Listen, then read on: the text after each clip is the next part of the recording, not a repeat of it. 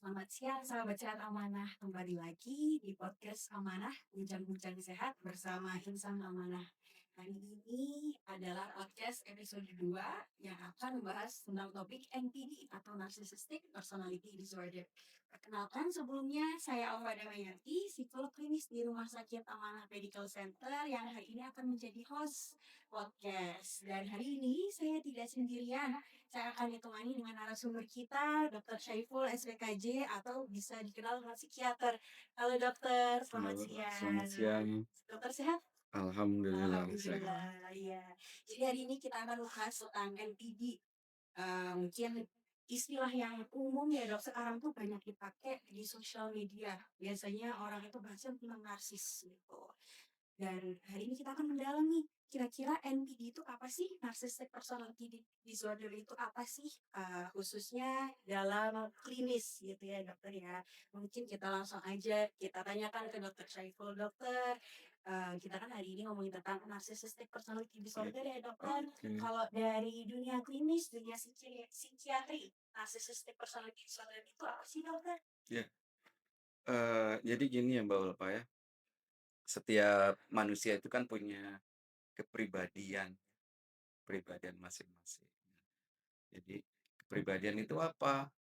Itu kepribadian itu adalah pola ciri atau ciri khas seseorang, bagaimana dia mempersepsikan dirinya, mempersepsikan lingkungan, dan berinteraksi terhadap dirinya sendiri maupun orang lain. Dan itu sifatnya khas ya.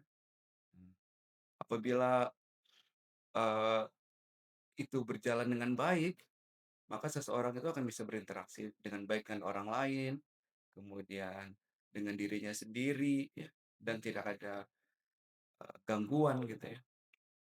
Nah, apabila karena pola adanya pola-pola perilaku tertentu, bisa terjadi penyimpangan dan penyimpangan itu bisa menyebabkan gangguan ya, bagi dirinya sendiri maupun orang-orang sekitar. Nah, kali ini kita akan membahas tentang NPD ya, Narcissistic Personality Disorder atau gangguan kepribadian narsisistik ya. Jadi seperti kita sebutkan tadi bahwa, kepribadian itu bisa mengalami gangguan. Kalau kita bicarakan itu ada 10 ciri khas gangguan kepribadian itu dan terbagi menjadi 3 klaster gitu ya. Dan kita membahas salah satunya gitu ya, yaitu Narcissistic Personality Disorder. Itu bagaimana cirinya? Nah, jadi kalau kita, membaca DSM-5 ya, diagnostik, statistikal, manual, mental disorder, yang kelima, di situ ada kriteria-kriteria apa itu, NPD.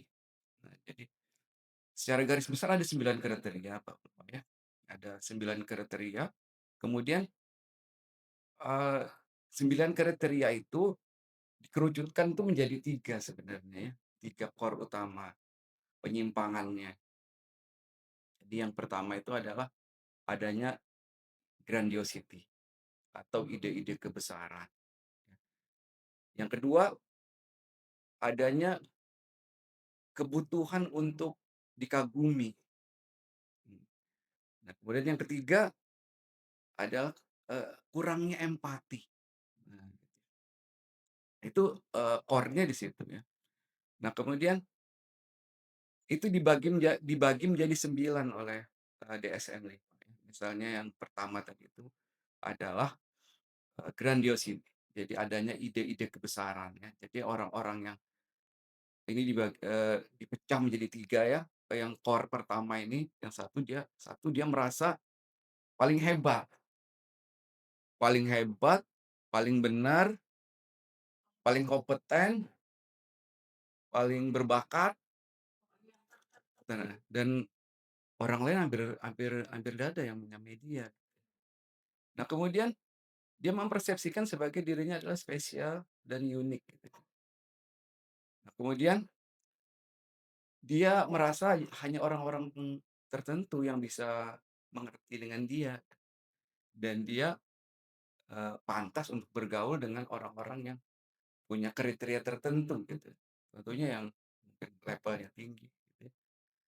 Nah kemudian yang ketiga adalah merasa berhak diperlakukan khusus. Misalnya kalau dia lagi antri gitu, dia nggak mau ikut antri dan dia merasa dirinya itu nggak apa, seharusnya nggak antri gitu kan, Merasa spesial. karena merasa spesial. Atau misalnya dia lagi nyetir, seharusnya kan dia mengalah karena ada orang yang lebih dulu. Dia merasa nggak perlu, saya lebih dulu misalnya gitu. Atau misalnya apabila dia datang ke suatu tempat itu harus disambut gitu kan. Apabila dia tidak diperlakukan seperti itu, bisa marah dia. Nah itu kadang yang membuat konflik jadinya dengan orang lain. Nah itu sudah ada 3 yang dari core yang pertama tadi itu, yang grandiosity itu ada 3, kemudian, core yang kedua adalah kebutuhan untuk dikagumi, kebutuhan untuk dikagumi. Jadi dia merasa dia perlu untuk dipuji-puji orang, ya. Kemudian atau dia melakukan sesuatu yang supaya bisa dipuji orang. Nah kemudian dia, terpreokupasi atau pikiran-pikirannya cuma mengarah mengenai bagaimana sukses, bagaimana rasanya sukses, bagaimana kalau memiliki kekuasaan, bagaimana menjadi orang top. Jadi pikirannya itu terpreokupasi. Ya sebenarnya boleh sih ya, kita memiliki pikiran-pikiran seperti itu, tapi jangan terpreokupasi gitu kan, sampai harus sebagian besar pikirannya itu aja gitu nih. Nah, jadi sudah ada 5 ya, ada 5 kriteria, kemudian ada core yang ketiga tadi itu adalah kurangi empati. Kurangi empati itu dibagi menjadi 4, kriterianya oleh DSM-5. Satu, sulitnya mengenali perasaan dan kebutuhan orang lain. Jadi dia kesulitan misalnya orang lagi susah, apabila orang kecapean, lagi stres itu diremehkannya malah. Kemudian dia sifatnya eksploitatif ya, itu sifat sifat berikutnya yang ke-7 tadi ya, eksploitatif. Jadi dia tuh mengeksploitasi orang lain demi mencapai tujuan dia. Tentunya tujuan dia adalah sesuai dengan kebutuhan narsistiknya itu ya. Nah jadi itu apabila dikombinasikan dengan kurangi empati tadi itu kan, aduh jadi tega jadinya dia sama orang, mengeksploitasi orang tanpa mengetahui kesusahan orang. Nah kemudian yang ke-8, pecahan dari yang ketiga itu adalah sifat iri sama orang lain. Nah, jadi misalnya ada orang, mengalami kesuksesan atau nama orang lain disebut, atau ditampilkan pada suatu kesuksesan, itu tuh dia tuh merasa, "Oh sebenarnya saya yang lebih pantas untuk itu," gitu ya. "Saya yang lebih kompeten untuk itu," dia bilang. Nah, kemudian yang terakhir kriteria ke-9 itu adalah angkuh, ya, orang arogan. Jujur kata-katanya kadang kata-katanya mohon maaf jadi kayak kasar gitu. Misalnya di depan orang yang sakit dia menyombongkan tentang kesehatan, karena tidak ada empatinya seperti itu. Jadi, eee, ada 9 kriteria tuh Mbak Mbak Ova ya, jadi kemudian apabila dari 9 itu ada 5 yang memenuhi itu, minimal 5 maka kita bisa sebut sebagai NPD. Jadi nggak sembarangan ya dok. Iya, Jadi kayak misalnya kan banyak ya dok kadang kayak mungkin bisa dibilang labeling. iya, Kalau bukan self diagnosis sih dok, tapi labeling kayak "Ih, sih kayaknya IPD iya, padahal ciri-ciri yang ditampakkan itu nggak memenuhi kriteria NPD. betul, Sehingga nggak boleh sembarangan ya dok ya iya, labeling orang itu NPD karena butuh observasi klinis, butuh betul, pemeriksaan mmm, gitu. Malah jadi bahaya juga ya Dok, kalau salah-salah ini mendiagnosis atau nge-label-in orang Iya, jadi kasihan yang di-label-in. mhm, jadi rasanya gimana gitu ya. Iya. Oke, Mmm, kemudian kalau dari dokter sendiri nih, kira-kira ketika pasien datang tuh ada nggak sih dok yang datang terus dengan keluhan, "Saya gini dok," atau kayak gimana dok?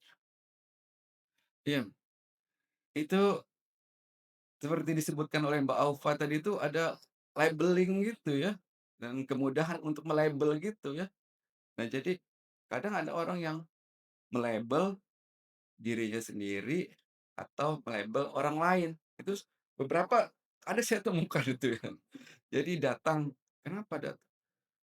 Karena saya karena saya dikatakan NPD gitu, oleh temannya gitu kan. Iya, dikatakan NPD atau kadang merasa, saya sepertinya NPD gitu. Tapi kita nggak bisa langsung apa, langsung langsung apa, "Oh ternyata benar NPD juga itu kan." Ternyata setelah kita lihat kriterianya, justru sebenarnya ini kontradiktif sama orang NPD ya. Sebenarnya orang NPD itu jarang sekali dia datang karena NPD-nya itu, tapi karena sebab lain. Karena dia merasa dirinya ini cukup sempurna.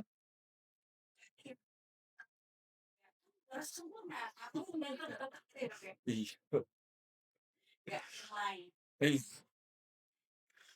Kalau berarti mungkin ada dysfunctional gitu ya dok ya? iya betul. Dari lingkungan-lingkungan. Mmm, Oke, berarti memang dampaknya itu lebih ke omongan sekitar, misalnya teman, keluarga gitu ya, iya, di pekerjaan gitu ya Kak ya. mhm, Kalau dampak jangka panjangnya dok kira-kira lebih gini kalau misalnya nggak diintervensi, nggak di-treatment, kira-kira seperti apa sih dok?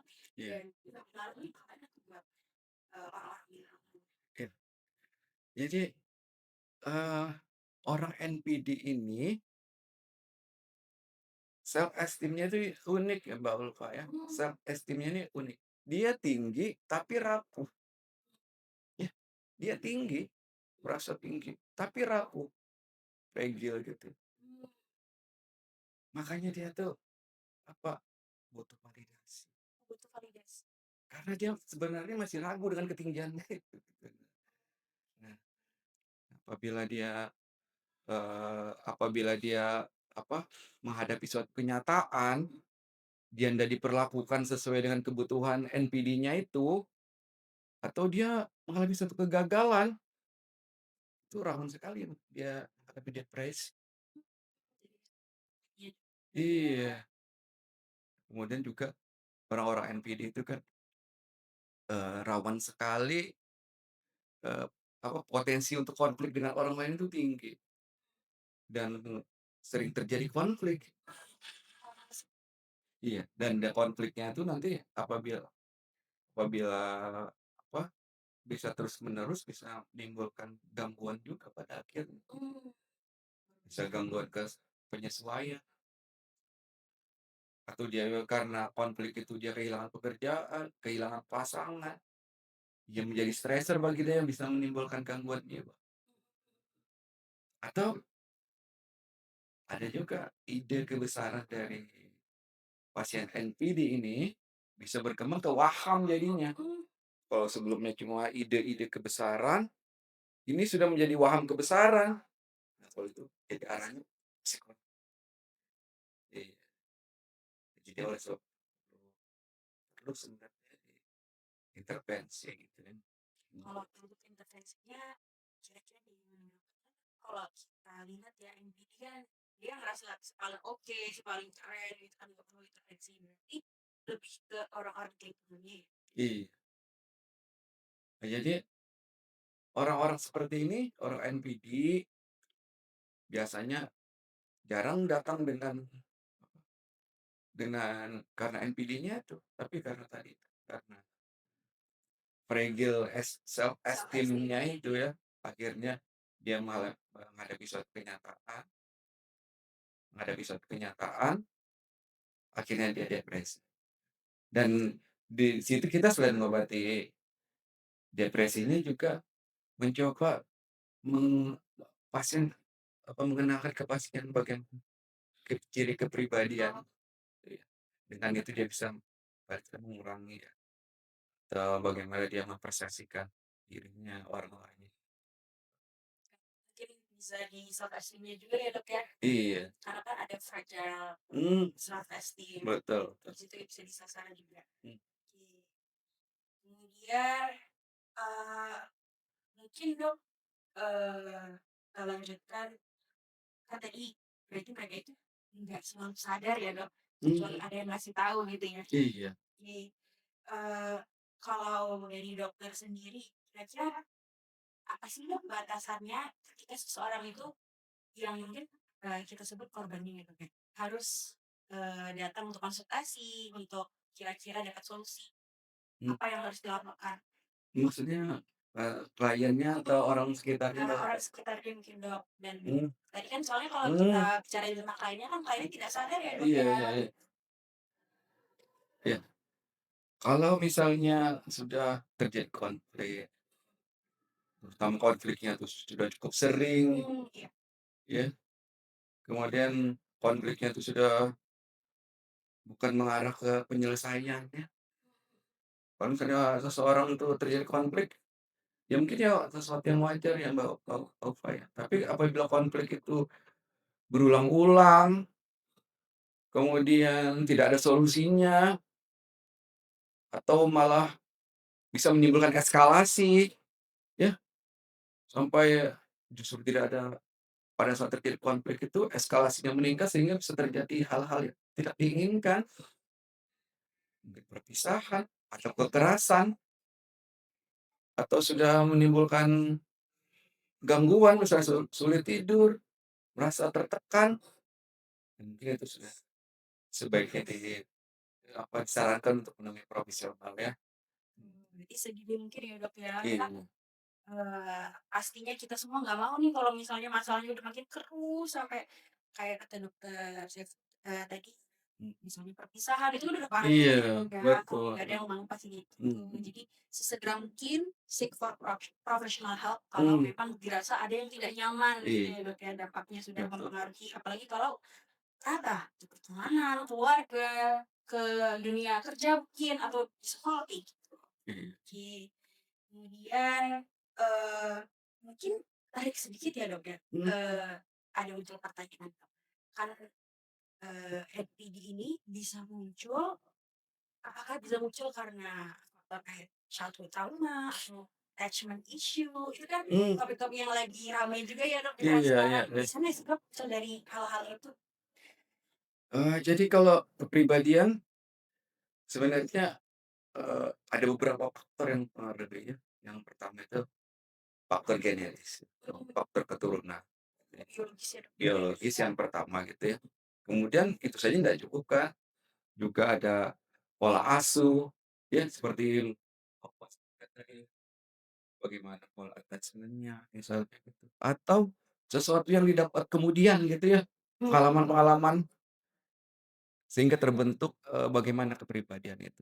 Contohnya seperti ini ya, kalau misalnya ada orang tuanya memiliki, eee, sifat NPD, ya mungkin ada, potensinya untuk ke arah sana gitu ya, tapi belum tentu muncul, Mmm. ya, belum tentu muncul. Eee, Mungkin bisa diubah dengan pola asuh, Mmm. ya. Misalnya kan tadi itu ada 3 ya, core Iya, core-nya. gangguannya itu. Satu itu adanya ide-ide kebesaran, kemudian adanya kebutuhan untuk dikagumi, kemudian, kurangnya empati gitu ya. Dan itu mungkin bisa diajarkan ke anak sejak dini ya. Bagaimana seseorang itu bisa memiliki kekurangan, bisa memiliki kelebihan, dan kita bisa berkolaborasi untuk saling mengisi kekurangan kita gitu ya, Mhm. mungkin bisa kemudian bagaimana kita bekerja atau membuat sesuatu itu bukan karena ingin pujian ya, tapi karena ingin memang kebutuhan kita, Mhm. memang kita ingin berpartisipasi gitu ya. Nah, kemudian kita mengajarkan anak bagaimana empati. "Kamu kalau nyuruh Mbak kayak gini, ndak kasihan kamu dengan Mbak itu ya? Dia sudah kecapean, udah kerja gini, tambah lagi nanti dia di rumah." Mungkin hal-hal seperti Iya itu mungkin iya kita iya. perlu tanamkan ke anak-anak Anak, kita sejak ya sejak dini dini untuk gitu ya. prevensi juga ya, Dok, ya? Iya. Kemudian misalnya child trauma kemungkinan bisa ya, seseorang yang mengalami trauma itu kan bisa coping-nya kan bermacam-macam ya, Mbak, Pak, ya. Iya, Mungkin dia beda-beda. akan lari dari orang ini atau Mhm malah dia mencari power ya. mhm. Mungkin yang bagi yang mencari power berlebih-lebihan mungkin ya karena itu semacam coping mungkin dia agak berlebih-lebihan, nah itu bisa bisa menyebabkan NPD juga gitu, kemunculan NPD. Nggak hanya intervensi ketika sudah terjadi dan muncul simptom-simptom Iya, ya, mmm, akan lebih baik lagi kalau misalnya kita ini ngerti dari kecil bagaimana sih pola asuh yang baik, yang betul, positif, kemudian, mhm, kelekatan, attachment itu kelekatan ya, iya, bagaimana membangun kelekatan yang positif dengan anak, sehingga nantinya tidak memunculkan dan menambah faktor-faktor yang mungkin bisa, menjadikan seseorang individu itu NPD. iya, betul betul, Dan, dokter, mmm, kalau dokter sendiri ada pesan-pesan nggak Dok untuk masyarakat supaya lebih aware, lebih ngerti nih tentang, pemahaman gangguan kepribadian? mhm mhm, iya. Jadi yang pertama saya apresiasi ya sama masyarakat ini. Sekarang ini cukup aware juga dengan kesehatan mental pada Iya dong, umumnya ya. semakin ke sini semakin banyak yang melek gitu ya Dok ya? Iya, heeh. Cuma kalau bisa kan banyak kan informasi ya di media sosial itu ya. Nah mungkin supaya informasinya lebih valid, sebaiknya sumbernya memang dari profesional ya. Misalnya dari psikolog, dari psikiater gitu ya. Sehingga, eee, nggak terjadi seperti tadi kayak labeling Iya gitu ya, iya seperti iya itu. Dok. Kasihan yang di-label jadinya. Iya, Atau malah melabel diri sendiri mhm misalnya mhm, gitu ya. self diagnose itu ya Dok ya? Iya, self-diagnosa. Kadang mungkin kita perlu lebih cermat gitu ya, Dok, ya. Iya betul. Karena sekarang sosial media itu kan bebas banget Mmm, ya, Dok, ya. Kita iya, scroll dikit tuh lama-lama nanti informasi yang kalau kita nggak pilih dengan cermat betul. itu sembarangan masuk, akhirnya Mmm, berdampak ke kita juga. Emosi, mmm. kemudian nge-label-in orang lain lebih parah lagi ya, Dok, ya. Dan Iya, di Amanah Medical Center ini ada tenaga kesehatan profesional yaitu psikolog dan psikiater. Jadi ketika misalnya ada, dari sahabat sehat Amanah yang merasa ada ketidaknyamanan di kesehariannya, ada, kesehariannya tidak berfungsi, boleh nanti langsung ke Amanah Medical Center ya, Dok, ketemu iya, Dokter Saiful iya, gitu. atau ketemu dengan Mbak Ulfa ya, psikolog klinis. Iya, Dokter, Mmm, jadi nanti kita bisa ngobrol dulu gitu ya, Dok, ya. Jangan takut, kadang soalnya banyak yang takut ya, Dok, ya. Kadang iya, kalau terkait kesehatan mental itu kan mmm, terdengar menyeramkan ya, Dok, ya. sebagian orang ya. Iya, tapi tadi seperti yang Dokter Saiful bilang, sekarang, masyarakat sudah semakin aware dengan kesehatan mental dan Mmm, itu a good point. Cuman mmm. memang bagaimana kita memilah-milah lagi informasi, dapatkan supaya nggak jadi bumerang buat diri. Dokter, kalau harapan dokter terkait literasi kesehatan mental masyarakat di Indonesia. Ah, jadi penting ya, untuk meningkatkan literasi gitu ya. Jadi kayak NVD ini sebenarnya salah satu gangguan gitu ya, tapi masih banyak, aspek kesehatan mental yang perlu kita perhatikan. Dan NPD ini, yang penting juga adalah pencegahannya tadi itu ya, supaya tidak terjadi di kemudian hari, bagaimana kita eee, mengasuh anak gitu. Nah kemudian, untuk kesehatan jiwa pada umumnya, yang penting adalah pencegahan itu ya, pencegahan, kemudian bagaimana intervensi dini gitu ya. Pencegahan salah satunya dengan, eee, pola hidup yang seimbang, yang sehat, menghindari stres. Terus, eee, ya teruskan aja yang mencari informasi ya, yang penting informasi itu valid gitu ya dan sahih gitu. Seperti itu, Mbak. Iya, jadi Mhm, dapatkan mungkin ya kadang, saya pernah menemukan Dok, mhm. diagnosis oh DSM Dok. Mmm, Jadi beliau ini checklist mhm. saya karena saya memenuhi ini, tidak serta-merta ya dokter ya, Iya, belum tentu juga maka mhm, dari itu bantuan professional help betul untuk sekali. melihat Mhm, sejauh apa sih mhm, checklist-checklist-nya memang tercentang ya Dok ya, mhm, tapi kan belum tentu seperti itu gitu. pengertiannya seperti itu gitu. Perlu hati, Mhm, sangat hati-hati terkait kesehatan mental ini ya. mhm, iya, Oke, ya, oke.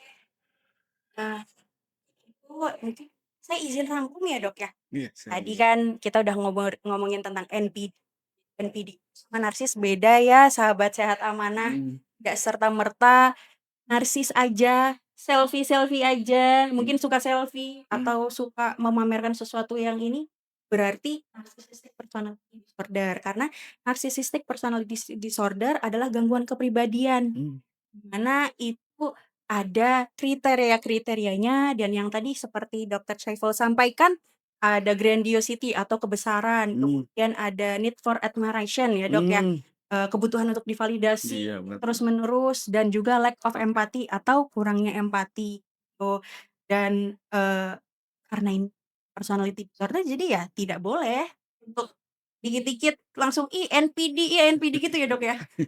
Oke, dan Mhm, NPD ini, kita bisa, eee, lakukan prevensi dari tadi mungkin kalau misalnya kita, ada punya anak kemudian pola asuhnya kita buat pola asuh yang positif, mhm, kemudian dijaga kelekatannya, akan bisa mengurangi, faktor-faktor mhm, kemunculan NPD dan tidak hanya satu faktor, itu multifaktorial gitu. Intervensinya apa kira-kira? Ya ketika sudah muncul ketidaknyamanan gitu iya, dengan lingkungan sekitar, maka saat itulah Anda bisa seek for professional help atau mencari bantuan profesional. mhm, Ya, Dok, ya. betul sekali. Jadi, kemudian note yang terakhir tadi kita bahas gaya Dok penting untuk berhati-hati dalam bermedia sosial karena yang kelewatan batas diri jadi labeling terus self diagnose seperti itu. Betul sekali. Iya, Dok. Mhm, mhm. Oke, mungkin ada pesan-pesan terakhir untuk penutupan, Dokter? Eee, bagi teman-teman, sahabat amanah, kalau misalnya, ada permasalahan atau keluhan mengenai kesehatan mental, jangan sungkan-sungkan untuk berkonsultasi ke Amanah Medical Center ya. Di sini ada saya, Dokter Saiful, dan ada Mbak Aupa psikolog klinis ya. Itu Mbak Aupa. Oke, Dokter, Oke, terima kasih banyak untuk hari sama-sama. ini. Jadi jangan takut untuk konsultasi ke profesional teman-teman di Amanah Medical Center. Stay tune untuk episode selanjutnya. Oh, kita melewatkan tanya jawab, Dokter. Oh iya, silakan Iya, jadi silakan. kita akan membacakan beberapa pertanyaan Oh, baik dari baik. Instagram Live seperti Mhm, itu. Oke, untuk pertanyaannya, oke kita tunggu ya, kita kumpulkan dulu, Dokter, mhm. pertanyaannya.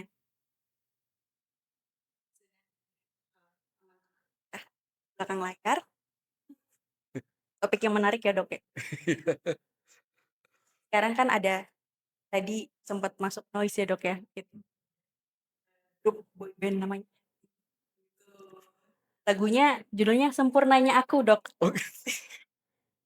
Lagi hits juga itu, Dok. Mungkin kalau sekarang kan, permainan kata-kata aja. Mhm, Lagunya secara umum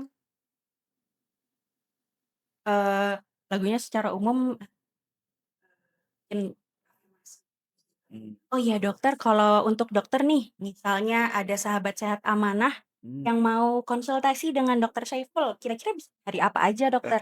Kebetulan saya praktek di Amanah Medical Center ini hari Senin, Selasa, dan Kamis ya, jam 2 sampai jam 4 ya. Jadi kalau pendaftarannya bisa mulai pagi itu ya, eee, seperti itu, Mbak. Berarti Selasa, Senin, Senin dan Selasa, Senin, Selasa, dan dan Kamis. Kamis. Berarti 3 hari Mhm, teman-teman dalam 1 minggu di jam 2 sampai jam 4. Nanti bisa langsung saja ke mhm, pendaftaran di mhm. bawah untuk, mengambil info jadwalnya dokter gitu. Dan untuk saya, Iya, dokter, tuh, hari apa prakteknya, Mbak? saya prakteknya setiap hari dokter. Dari Mmm, Senin, Selasa, Rabu, Kamis, Jumat, dan mhm, Sabtu juga mmm, jam 1 sampai jam 4. mhm. Bisa mencari kalau mau mencari Dokter Syaiful langsung aja ke Rumah Sakit Amanah Medical Center, ada infonya di Instagram, di TikTok juga, atau nanti langsung WA juga bisa, dan book jadwal. Iya. Jangan takut ke psikiater dan ke psikolog. Oke, kita sambil menunggu pertanyaan.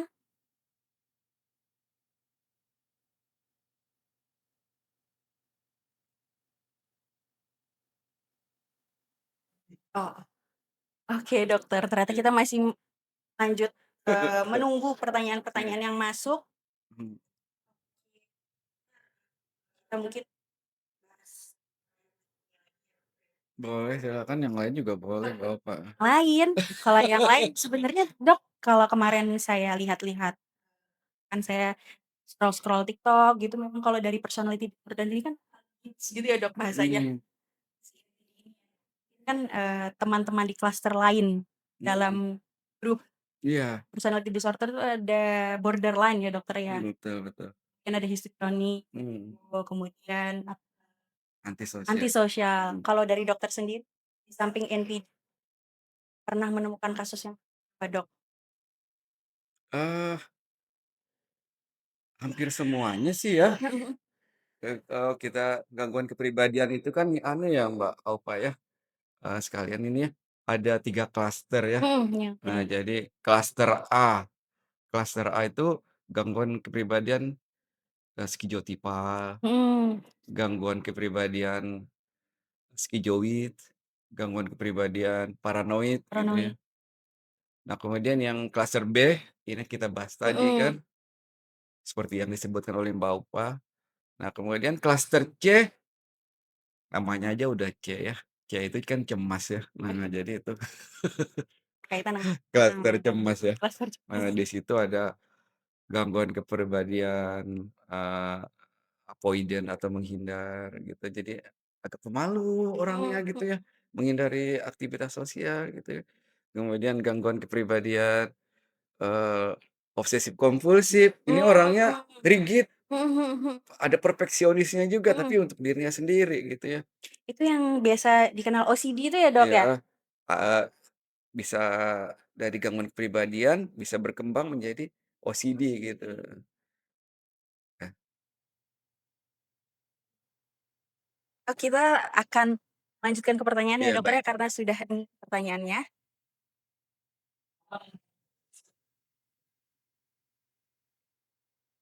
Tantangan terbesarnya Wow, tantangan terbesarnya sebenarnya mengenai self esteem-nya itu ya, self esteem-nya yang tinggi tapi rapuh. Nah jadi dengan seperti itu, karena self esteem yang tinggi itu kesulitan untuk apa, mengakui dirinya dirinya NPD itu, kesulitan untuk mengakui dirinya NPD. Sehingga hal ini agak sulit bagi pasien untuk menemui profesional mmm, atau menyadari kekurangannya itu, gitu.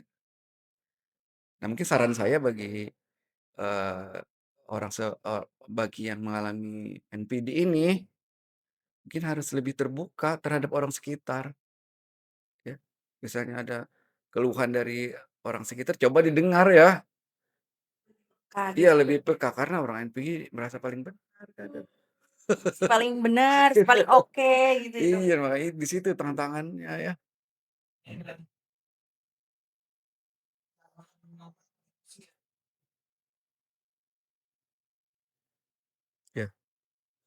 Jadi, eee, istilahnya kita konflik ya, kita manusia, manusia kan wajar ya, Mas, ya, misalnya ini kan ndak salah kita ndak salah. Kemudian dia yang salah, kemudian malah kita dimarahin misalnya sama orang NPD, itu kadang kita manusiawi ya, apabila kita emosi ya. Cuma bagaimana supaya kita kembali ya, misalnya, oh kita sadar bahwa, oh orang ini NPD ya, dan dengan adanya kesadaran seperti itu kita bisa bisa mencoba untuk maklum gitu, Mbak. Mungkin ada orang NPD kan mungkin apabila kita salahkan malah mental dia, malah tambah marah dia. Rasa Iya, tapi dipuji-pujilah dulu. Setelah dia sudah ndak marah, hatinya senang, nah itu penting juga kan, pada saat konflik itu harus menghindari eskalasi. Karena kalau sudah konflik, eskalasi ndak ada gunanya, malah destruktif jadinya. Wah, ini kayaknya NPD ya, kita puji-puji aja dulu. Setelah dia sudah lebih kalem, kalem, bisa menerima gitu ya, Kak. heeh, baru masuk pelan-pelan ya. Kalau setting boundaries gimana, Dok? Buat batasan itu juga termasuk ya, orang yang buat batas. Iya, nah itu penting juga ya, boundaries itu. Kalau memang nggak perlu ya nggak usah terlalu dekat. Takut nggak sabar. Makin jadi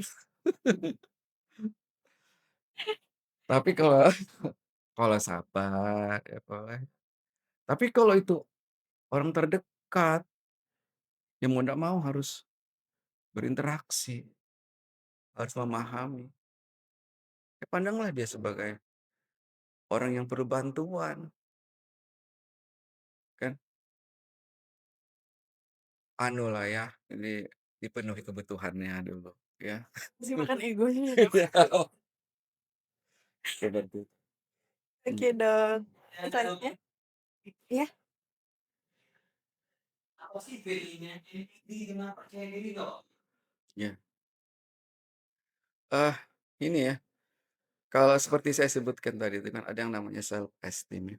Nah, orang self esteem itu bagaimana orang, eee, bagaimana orang mempersepsikan dirinya sendiri dan, menghargai dirinya sendiri. Nah, kalau orang yang percaya dirinya baik, ya, itu, eee, dia bisa menempatkan lebih realistis dan bisa menghargai orang. oh itu ya ada poinnya Iya, ya. bisa menganggap setara, menganggap orang lain punya kelebihan dan kekurangan, dia pun juga punya kelebihan dan kekurangan. Nah, beda sama orang NPD, dia gitu, terhebat, tapi rapuh, eee eee, kepercayaan dirinya tuh rapuh ya. Jadi dia tuh sangat ingin dipuji, sangat ingin divalidasi. Beda sama orang percaya diri kan kadang walaupun tanpa pujian orang juga dia merasa, "Cukup, saya bisa kok." Tanpa harus dikasih makan egonya dulu, Iya, tanpa harus dipuji-puji gitu ya, betul. Dok, ya. Mmm, Kayaknya poinnya empati, iya, kalau NPD empati, betul betul. Mmm. kemudian banyak, Dok, topiknya.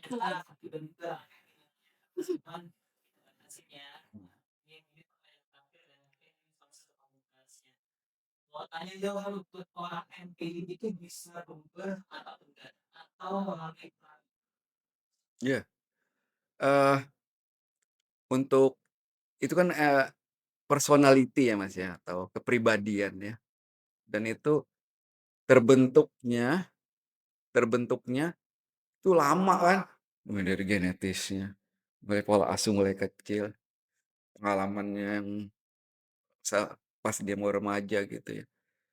Nah jadi agak sulit untuk mengubah agak sulit untuk mengubah, tapi paling tidak kita bisa mengurangi keparahannya itu, memperbaiki coping orang ini apabila terjadi konflik misalnya. Orang NPD, kemudian dia menyadari bahwa dia NPD, bisa menerima itu. Nah, dia akan mengenali bagaimana kecenderungan dirinya itu, ya, kecenderungan dirinya itu. Eee, dan itu dia, "Oh, saya sepertinya seperti ini." Nah, paling nggak dia bisa mengurangi lah seperti itu ya, seperti itu. Tapi perlu juga diingat ya, ada setiap aspek pribadian yang kita sebutkan Tadi. tadi itu dari klaster ABC itu punya, saya lihat itu ada hal positifnya juga gitu ya. Ya, misalnya ini, NPD ini orangnya ambisius ya. Traits yang Iya. positif positif. Itu, ada hal-hal yang positifnya mungkin ya bisa dipertahankan, keambisiusannya itu. Siapa dan kadang mereka memiliki pencapaian-pencapaian yang tinggi. Mungkin itu ya. Karena ambisi. Iya, karena Iya. ambisinya itu, karena harus sediakan kesuksesan ya, preokupasi dia dengan kesuksesan. Jadi hal yang positif tetap dipertahankan, tapi yang negatif mungkin dengan dia mengenali dirinya itu, kecenderungan dirinya, dia bisa menyadari. Right gitu ya, satu Iya, persatu supaya mhm, fungsi kali baik. iya. Pertanyaannya kita cukupkan sampai di sini. Dokter, obrolan kita hari ini karena topiknya sangat lagi in banget gitu. Semoga nanti kesempatan lain kita bisa membahas tadi misalnya seperti personal disorder yang lain yang sudah Iya, disebutkan betul. oleh Dokter Ih, Syaiful. Eee, untuk teman-teman sahabat sehat amanah, stay tune untuk episode-episode selanjutnya. Terima kasih banyak untuk Dokter Syaiful hari ini sudah hadir sama-sama. dan ngobrol dengan saya. Untuk teman-teman sahabat sehat amanah, jangan ragu untuk datang ke Rumah Sakit Amanah Medical Center karena kesehatan Anda adalah amanah kami. Terima kasih. Wassalamualaikum warahmatullahi wabarakatuh.